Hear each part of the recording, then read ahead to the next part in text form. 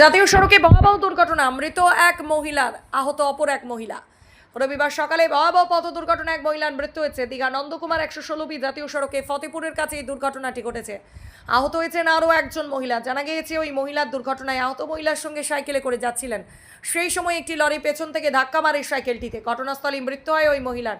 অন্যজন গুরুতর আহত অবস্থায় দীঘা স্টেট জেনারেল হাসপাতালে চিকিৎসাধীন। ঘটনা এলাকায় ব্যাপক উত্তেজনা ছড়িয়ে পড়ে। ঘটনায় জাতীয় সড়ক অবরুদ্ধ হয়ে পড়ে। পরিস্থিতি সামাল দিতে ঘটনাস্থলে পৌঁছেছে রামনগর থানার পুলিশ। দীঘা থানার ওসি সন্তু নস্কর জানান, একটি সাইকেলে করে দুজন মহিলা যাচ্ছিল। দ্রুতগতি একটি ট্রাক ধাক্কা মারে। ঘটনাস্থলে এক মহিলার মৃত্যু হয়। অপরজন আহত অবস্থায় দীঘা স্টেট জেনারেল হাসপাতালে চিকিৎসার জন্য পাঠানো হয়েছে। আমরা সিসিটিভি ফুটেজ দেখে ঘাতক গাড়িটিকে ধরার চেষ্টা করছি। মৃত মহিলার নাম জানা যায়নি। আমরা অস্বাভাবিক মৃত্যুর মামলা রুজু করে তদন্ত শুরু করেছি। যান চলাচল করার কাজ চলছে। দুর্ঘটনার কারণে প্রায় 1 ঘন্টা রাস্তা অবরুদ্ধ হয়ে পড়ায় ছুটির দিনে বহু গাড়ি আটকে পড়ে। ভোগান্তিতে পরের যাত্রীরা। গতি নিয়ন্ত্রণের জন্য স্থানীয়রা বিক্ষোভ দেখায়। পুলিশের আবেদন জানায় এলাকায় গাড়ির গতি নিয়ন্ত্রণের ব্যবস্থা করা।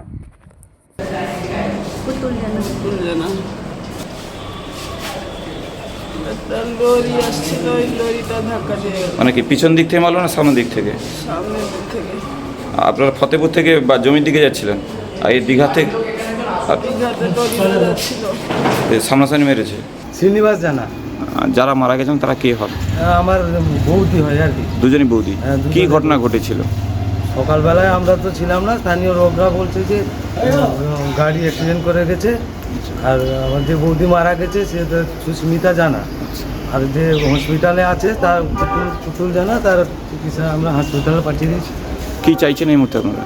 আমরা চাইছি এর সুরাহ করুন, আর এর লরিটাকে গাড়িটাকে আটক করে যেন পুলিশ তদন্ত করে। আর ছোট ছোট দুটো বাচ্চা আছে, তার জন্য ভবিষ্যৎ দেখে ক্ষতিপূরণটা দাবি করছে। ক্ষতিপূরণ দাবি করছি আর কি। আর আপনি সম্পর্কে কে হন? আমি তার দেওয়ার হই। নামটা? শ্রীনিবাস জানা, বাড়ি? বাড়ি ফতেপুর।